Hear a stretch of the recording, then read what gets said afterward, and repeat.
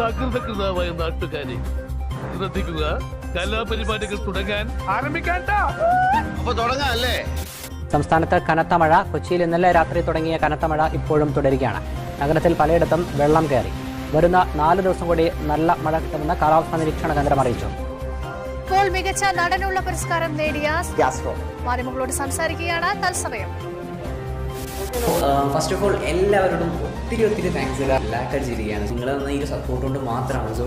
മികച്ച നടനുള്ള പുരസ്കാരം നേടിയ പ്രതികരണമാണ് പ്രേക്ഷകർ കേട്ടത്. ഹെൽമറ്റ് വെക്കാതെ വാഹനം ഓടിക്കുന്നവരുടെ ലൈസൻസ് റദ്ദാക്കണമെന്ന കേന്ദ്ര നിർദ്ദേശം സംസ്ഥാനത്ത് ഘട്ടം ഘട്ടമായി നടപ്പാക്കുമെന്ന് മോട്ടോർ വാഹന വകുപ്പ്. വയനാട് പുൽപ്പള്ളിയെയും കർണാടകയിലെ ഗ്രാമങ്ങളെയും ബന്ധിപ്പിക്കുന്ന തോണി സർവീസ് പുനരാരംഭിച്ചു. കപ്പനി നദി മുറിച്ചു കടന്നുള്ള തോണി സർവീസ് കോവിഡ് കാരണം നിർത്തിവെച്ചത് ഇരുകരയിലുമുള്ളവർക്ക് ബുദ്ധിമുട്ടുണ്ടാക്കിയിരുന്നു. മിമിക്രി മത്സരം ഹയർ സെക്കൻഡറി വിഭാഗവും ഹൈസ്കൂൾ വിഭാഗവും എല്ലാം എല്ലാ തവണത്തെയും പോലെ ഇത്തവണയും നല്ല മികവ് പുലർത്തി. നമുക്കൊരു മിമിക്രി പെർഫോമൻസ് കാണാം.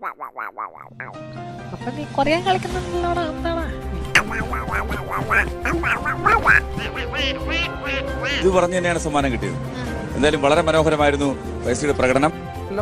നടു റോഡിൽ കുണ്ടയെ കുത്തിക്കൊന്ന പ്രതികളുടെ വീട് ആക്രമിച്ച 3 പേർ സക്കീർ ബാബുവിന്റെ സുഹൃത്തുക്കളെയാണ് കുണ്ട്ര പോലീസ് അറസ്റ്റ് ചെയ്തത്. കൊലപാതകത്തിന് ശേഷം ആത്മഹത്യയായിരുന്നു തന്റെ ലക്ഷ്യമെന്നും ഇയാൾ പോലീസിനോട് പറഞ്ഞു.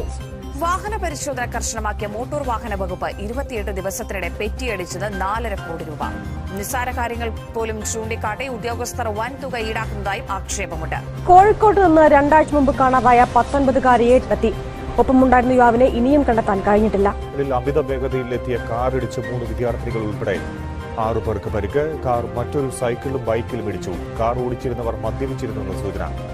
മമതാ ബാനർജി കഴിഞ്ഞ ദിവസം ദില്ലിയിലെത്തിയ പ്രധാനമന്ത്രി നരേന്ദ്രമോദിയുമായി കൂടിക്കാഴ്ച നടത്തിയത്. ഇടുക്കി രാജാപ്പാറയിൽ കോവിഡ് മാർഗനിർദ്ദേശങ്ങൾ ലംഘിച്ച് നിശാ പാർട്ടിയും ബെല്ലി ഡാൻസും സംഘടിപ്പിച്ച വ്യവസായിക്കെതിരെ കേസ്.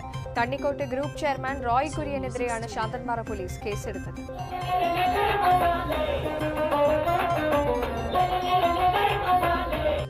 രാജ്യാതിർത്തിയും കടന്ന് നേപ്പാളിലേക്ക് കേരളത്തിന്റെ ഇലക്ട്രിക് ഓട്ടോ. പൊതുമേഖലാ സ്ഥാപനമായ കേരള ഓട്ടോമൊബൈൽസ് ലിമിറ്റഡ് നിർമ്മിച്ച ഈ ഓട്ടോകളുടെ ആദ്യ ലോഡ് നേപ്പാളിലേക്ക് പുറപ്പെട്ടു.